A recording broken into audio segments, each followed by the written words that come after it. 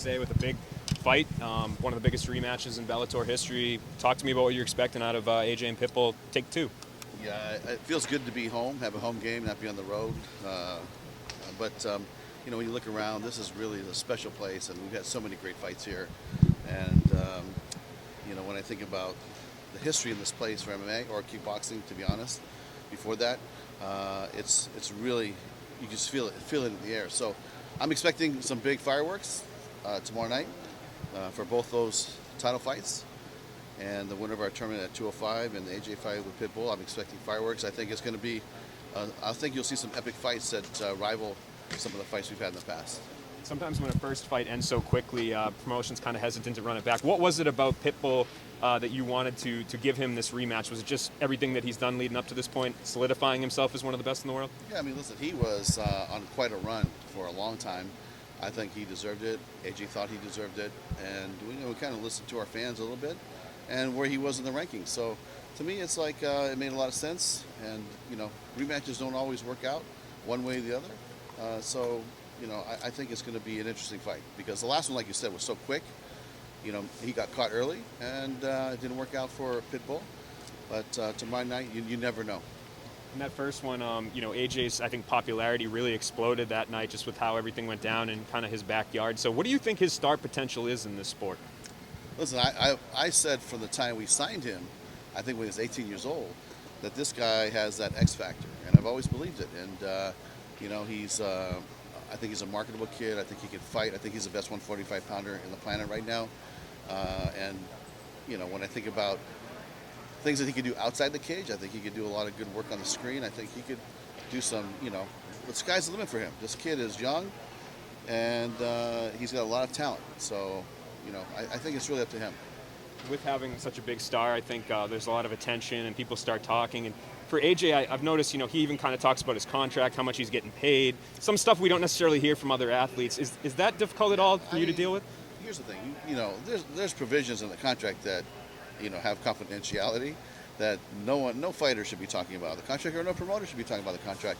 I just think he's excited. He's a young guy. It's a big fight. This is a big moment for him. And it is what it is, but it's fine. I've been doing this fight business for 36 years now, right? There's nothing I haven't seen yet so far, so I got to knock on wood on that one. But yeah, it's fine. He talks about how his goal is to be a two-weight world champion. Do you feel like that's something that you guys will entertain? Should it, should he do business on Friday? Yeah, you know what? It's definitely a conversation that we've had with his dad, himself, our company inside our fight team, including myself, and that's something that let's see how he looks tomorrow night. So and then we'll reshuffle the deck and see what we'll come up with. You have Aaron Pico also on the card. Adam Borix has also been performing very well. Of those two, do you have someone in mind who you feel is the next man up after Friday? Yeah, you know what? I think that Pico definitely is somebody that we're looking out for tomorrow night, see how he performs.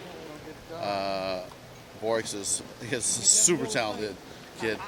Even Maz Burnell, wow, what a fight that was. I mean, that was an unbelievable matchup. So, we're gonna shuffle the deck and and see what fight we come out with. But tonight let's celebrate and these guys fighting, and tomorrow night we'll see what becomes of the matchups, and then we'll go the following Monday and start making fights. To talk about the Grand Prix final, obviously you have somebody who has wins over two former UFC champions, taking on a surging champion yourself with Vadim Nemkov. Can you just talk a little bit about that fight and just where the winner would place themselves worldwide in the rankings of the 205-pound division? Well, you know how I feel. I mean, that's when you go through a tournament like the tournament we put on, and Yaz, when he fought Corey Anderson, Yaz is no joke. This guy is dangerous, and he could hit hard, and he's somebody that I thought was winning that fight early on. And Corey, I think, dug deep and said, no, this is not going to finish like this. And he took care of business. But when you talk about the gauntlet of great athletes at 205, to me, I think the best fighter in the world will come out tomorrow night and be the champion. And that's just how I feel. To talk a little more about shuffling the deck, what's up, AJ? Kicking with Big Daddy Cokes, baby. Yes, man. I'm working on that Snickers sponsorship, so don't you worry. Hey, Snickers protein. That's what we need to shoot for. Man. We got to get it USDA approved and ambassador all the way. There we go. Let's There do we it. go, man. Bang bang. But I just want to tell you, it's been such a fun time promoting. And this guy, when he won that fight, it was your last amateur fight, right? With your dad's Yeah. promotion. Yeah. And I said, hey, this kid. That was actually Paige's. Oh, okay. Yeah. Rampage, that's right. Yeah. And I was just there to go say hello to Rampage because we were still having him fight, or we were thinking about having him fight, or something like that. But I said, this kid could be a star, man. And look what he's done in the last 3-4 years. It's been amazing. So Well, you've done great giving me the platform to showcase my skill, man. Working with my father side by side, you guys are turning me into the young superstar that I am, and I appreciate it. Yeah. You're the Continue, man. brother. Yes, sir. Good luck tomorrow night, man. Thank you. Yeah. Woohoo! Bang bang. Man, he's stealing my thunder. No. I'm joking. To get back to my question, obviously, talking about 2 and 5 pound division. I mean, after Friday, I mean, you got guys like Karl Albrechtsen, who's fought Vadim Nemkov. People talk about Musasi. If he wins his next one, could we see him finally move up? I mean, what's on Scott Coker's mind when he thinks about that light heavyweight division after Friday? Yeah, listen, I think depending on who wins, right, I think it can roll a lot of different ways. I think that you might see a couple of names. One I think of is like Phil Davis, who hasn't fought, I don't think he's fought Corey yet. So that's a fight that could be interesting. Carl's a fight that beat Nemkov, I think, before they got here. That's a fight that is quite interesting. And listen, I've been talking to Gegard, and he has a couple fights at 185 he wants to do.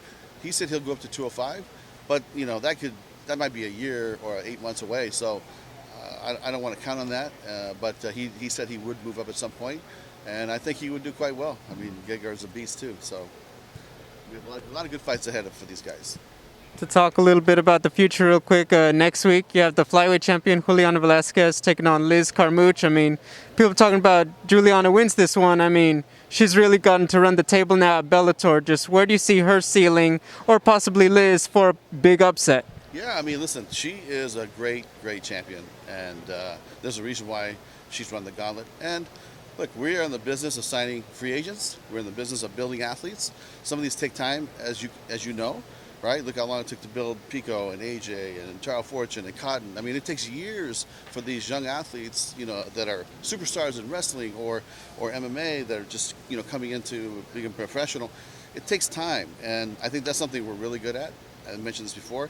I don't think there's anybody better than our company to search out to see who's going to be the next star, and then build them to the point where they can, get into the mix with all the top guys like AJ or like all the other guys we talked about. So to me, we're going to be in the free agent business. We're going to buy some free agents, from the top down. We're going to keep building from the bottom up, and we have some plans. So believe me, we're not going to be short of talent.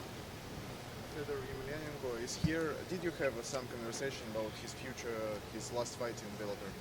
Yeah, I took Fedor to the Apple store this morning in Cupertino, where the Apple headquarters is. He was really amazed by that because he loves Apple. So. But on a serious note, we had a little bit of a conversation. I said, look, the world's different now, right? My goal is to get this done as soon as we can, because we had a fight July 9th in Red Square booked already.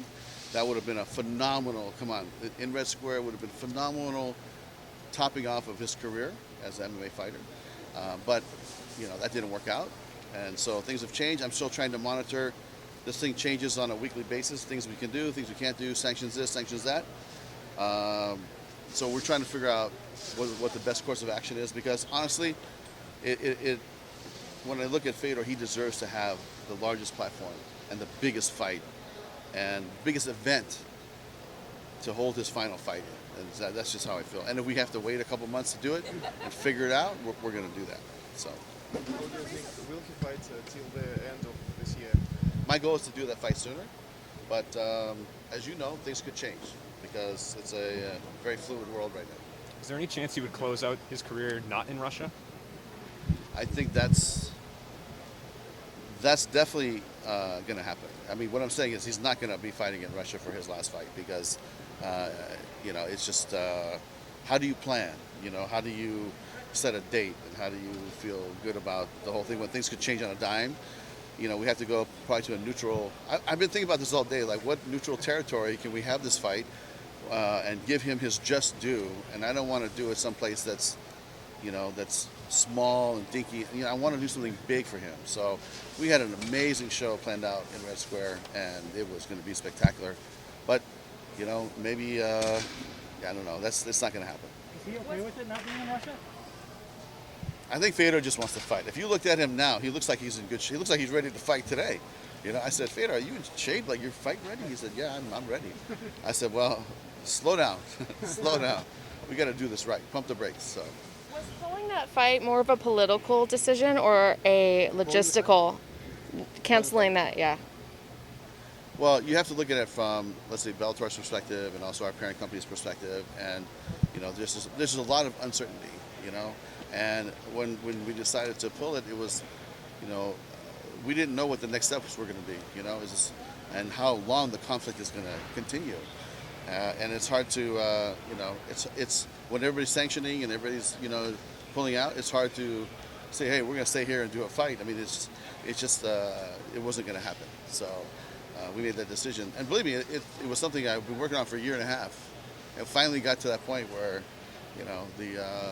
the Kremlin said okay, and you could do it in Red Square, and we were on our way. But it's going to be something that just, maybe in the future.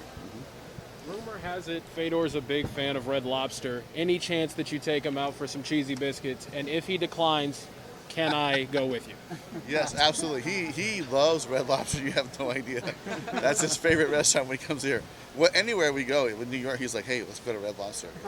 I'm like, Jared, can you take him to Red Lobster for me? But I'm sure we'll find someplace nice to have dinner tonight with Fedor. But I don't think it'll be Red Lobster tonight, but he is a fan. He's a big fan. Was it his idea to go to the Apple Store too, or did you spring that on him as a surprise? Let me tell you one thing about Fedor. Anytime he comes and he lands in the city that we're promoting, he's like, can you take me to the Apple Store? Right? I mean, he loves that place. So he's an Apple fan, and then he walked out with some goodies then for his family. But I don't want to get too much into it. But it's wild because we're at the Apple Store and people are like, oh my God, there's Fedor Emelianenko. Can we take a picture? Like he has fans all over the world. Adley Edwards, of course, taking this one on such short notice against Aaron Pico. What do you make? Was there a scramble to keep Pico on the card? And how do you feel about Edwards? What kind of guy he is stepping in there with the number 4 ranked featherweight? I mean, listen, Aaron Pico is no joke, and he's a dangerous fighter, dangerous hands. His wrestling is, superb and amazing. And when his opponent got hurt, we had two choices: either find somebody, a last-minute replacement, which in this sport, come on, you guys know this happens all the time. I mean, whether it's COVID or injuries or these, we have to be ready. So my guys felt like we had a good, suitable opponent, and I said, hey, if he feels good, he's in shape, he can come do it. And when I looked at him, he looks in pretty good shape. So I think it'll be a good scrap. AJ McKee obviously has a serious affinity for automobiles. What do you make of his need for speed overall? Boy, I tell you, it's good to be young, but just be careful, young man. Okay. Any chance you let Aaron Pico ride one of his horses into the Bellator cage? 100% for sure. We'll go to Albuquerque, and then Aaron can come ride his horse into the cage one day. Scott, you had just mentioned free agents. Cowboy Oliveira didn't re-sign with the UFC. Is that a name you think would fit here at Bellator? Yeah, I'm not sure because I didn't even hear that he didn't re-sign. So, I'll go talk to my guys and see if they think it's a fit. But I will tell you this: anybody that's a free agent, that's a top 10, top 5 fighter, contender, we are in the business of, big time fights. So if you're a free agent, give us a call. AJ had alluded to making this a family affair. What are your thoughts about him moving up and challenging for the 155-pound title? Yeah, I know he wants to do it well, and I said, you know what, let's see what happens on Friday night, and then we'll decide from there. Scott, you mentioned New York. Could you see Bellator returning to Madison Square Garden anytime soon? Absolutely. Maybe that's somewhere where we think about Fedor's retirement fight, something big, something epic. So we definitely will keep that one in mind because he deserves to have something that's that big. That's what I was alluding to. And of course, AJ is undefeated. He's the pound-for-pound king, but he seems to improve every time he goes back out there. Do you believe we'll see the best AJ McKee we've ever seen before? You know what? I think we will see the best AJ, and I think we'll see the best Pitbull because I'm telling you, when Pitbull went home after the last loss, he is waking up thinking about this guy. He's going to sleep thinking about this guy.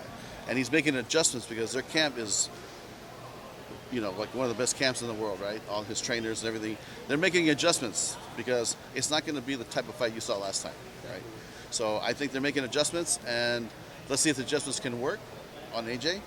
And, it's going to be a scrap. And another interesting fight on the main card, we got Lyndon Bassel taking on Timothy Johnson.